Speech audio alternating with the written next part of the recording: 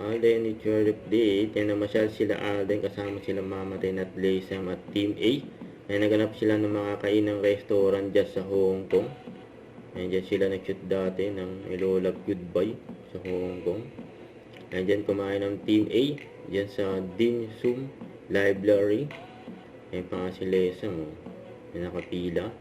Ayan pa nga si Alden yung nakatalikod na naka-white cap. Ayan, enjoy dyan sa Hong Kong. So ito pa yung mga video ni Alden bilang US OWA Ambassador.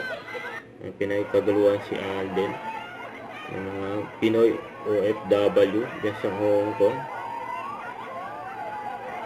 Nag-serve pa nga si Alden ng food para sa mga Pinoy OFW.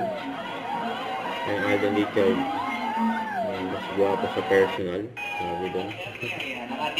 Pinagkaguluhan niya si Alden. Congrats si Alden, US OWA Ambassador.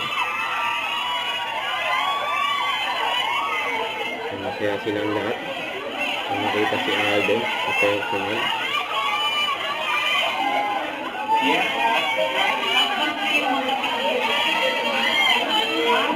Picture lang ha. Ayan. There you have it, ladies and gentlemen, mga kaibigan.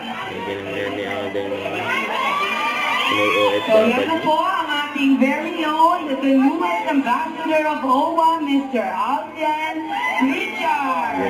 Yay! Kasi ito pa kanina ngayon. Ayan! So mamamaya po.